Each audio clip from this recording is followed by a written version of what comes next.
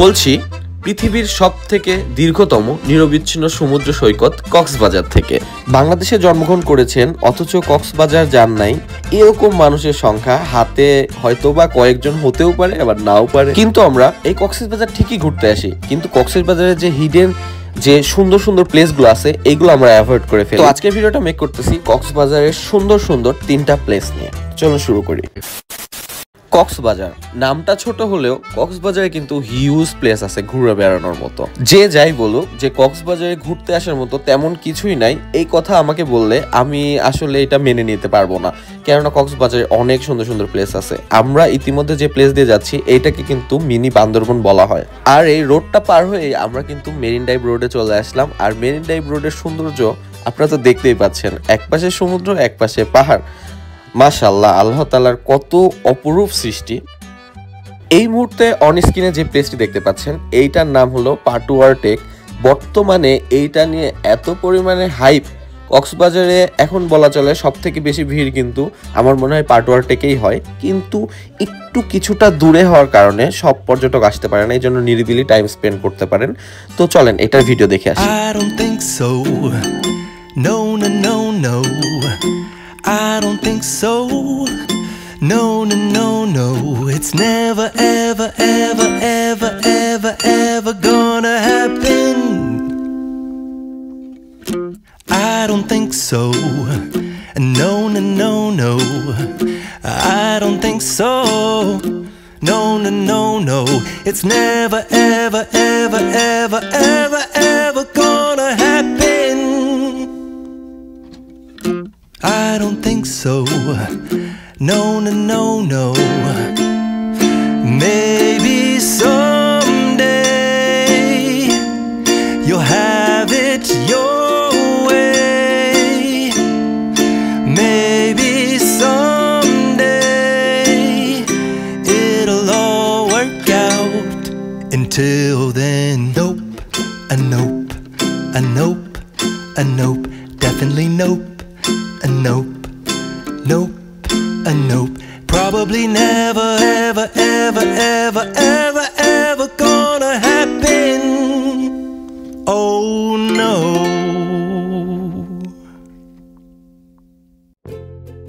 তো গাইস, পূর্বের কোন এক পর্বে আপনাদের কিন্তু দেখেছিলাম আমরা কিন্তু গিয়েছিলাম টেকনাফ। আর এই টেকনাফ কিন্তু অবস্থিত বাংলাদেশের একদম শেষ প্রান্তে, অর্থাৎ মায়ানমারের একদম সীমান্তবর্তী একটা অঞ্চল হলো টেকনাফ। আর এই টেকনাফ থেকে আমরা রওনা দিই জেটি ঘাটের উদ্দেশ্যে। গাইস, লবণ চাষ হচ্ছে, আর এই যে এটা ধরে এখন আমাদেরকে একবারে দূরে চলে যাবো, যত পর্যন্ত যাও সব ওইগুলা যত দেখতে পাচ্ছেন সব লবণ চাষ হচ্ছে, যেটা কিনা টেকনাফের one of the main point বলা চলে। কেননা এখানে আমরা খালি স্ক্যামের শিকার হচ্ছি, প্রচুর স্ক্যামের শিকার হচ্ছি। মানে যেটি এখানে ঢুকতে লাগে আমার 50 টাকা করে লাগে, আর হেঁটে ঢুকলে 10 টাকা, হেঁটে ঢুকলে 10 টাকা, আর গাড়ি নিয়ে ঢুকতে লাগে 50 টাকা লাগে। ব্যাপারটা কেমন অকওয়ার্ড লাগতেছে না? ব্যাপারটা এই সামান্য এতটুকু, তাও বন্ধ আছে সবকিছু, তাও টাকা লাগতেছে, ভালো লাগতেছে না, মেজাজ খারাপ হচ্ছে খুব বেশি। এই জেটি ঘাটটা যদি না থাকতো তাহলে কিন্তু টেকনাফে সেভাবে মানুষ কখনোই যাইতো না। আর এই জেটি ঘাটে যাওয়ার জন্য আমরা যে অটোটা নিয়েছিলাম এইটা কিন্তু রিজার্ভ নিতে হয়েছিল। আমরা 2 জন মিলে রিজার্ভ নিয়েছিলাম। টেকনাফ বাজার থেকে যাব, ইভেন চলে আসব, ব্যাক করব। তো আমাদের ভাড়া পড়েছিল 100 টাকা। আর এই জেটি ঘাটে আসার পরে মনে হচ্ছিল যদি আমরা এখানে বাই এনি চান্স না আসতাম তাহলে কত বড় একটা মিস করে ফেলতাম। এটা কিন্তু জোস একটা প্লেস। তো গাইজ, আমরা ফাইনালি কিন্তু চলে আসছি। এটা হলো জেটি ঘাট। আর এখান থেকে কিন্তু একদম ইয়েতে যায়, কি যেন বলে আপনার সেন্ট মার্টিন যায়। আর এখান থেকে সেন্ট মার্টিন যেতে মাত্র আধা ঘন্টা সময় লাগতো, বাট এখন গ্লভ আছে আমাদের জন্য, খুবই দুর্ভাগ্য আমরা যাইতে পারতেছি না। আমার কাহিনী হলো হচ্ছে এখানে ড্রোন উড়ানো ফুলফিল হয়নি, মানে ভিউটা যে নিব সেই ভিউটা নিতে পারলাম না, কিন্তু অরিজিনালি ভিউটা যা জোস, দেখেন কত জোস। আর রে এলাকা, আর এইখান থেকে মাত্র 30 মিনিট লাগে না এখান।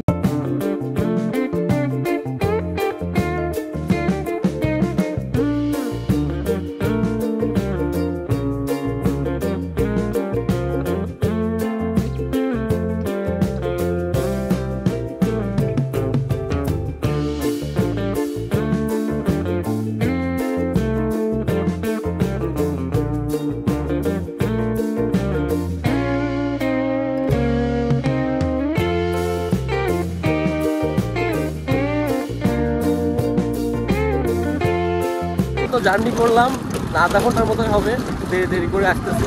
এখানে আমরা যে হিমছড়িতে পৌঁছাইছি, এই যে এই পাহাড় হলো হিমছড়ি।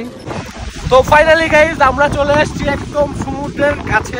আই মিন ঢেউ এসে পায়ে লাগতেছে, এত বেশি জোশ লাগতেছে, দেখবেন আপনারা, দেখেন এই যে ঢেউ।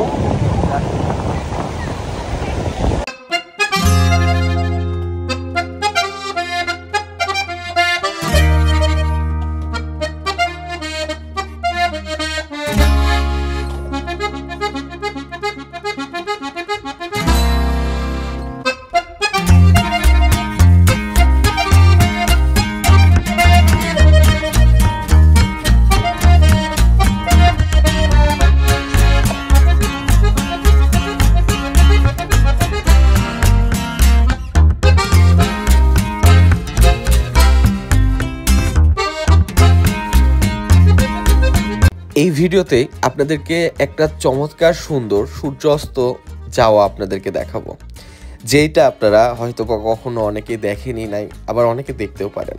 আর আমরা এই মুহূর্তে অবস্থান করতেছি সুগন্ধা বিচ পয়েন্টে। আর এইখানে কিন্তু এত সুন্দর একটা সূর্য অস্ত যাওয়া দেখবো আমরা নিজেরাও কল্পনা করি নাই। তো ভাবলাম যেহেতু আমরাও দেখতেছি আপনাদেরকেও দেখাই। আর কথায়ও আছে, পাহাড়ের সূর্য উদয় দেখা আর সমুদ্রের সূর্য অস্ত যাওয়া দেখা, এই দুইটাই কিন্তু একদমই ভাগ্যের ব্যাপার।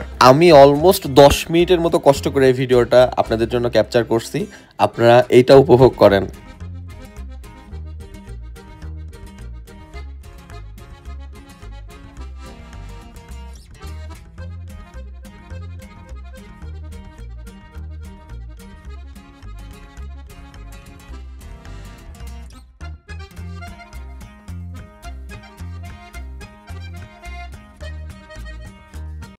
Hare Hare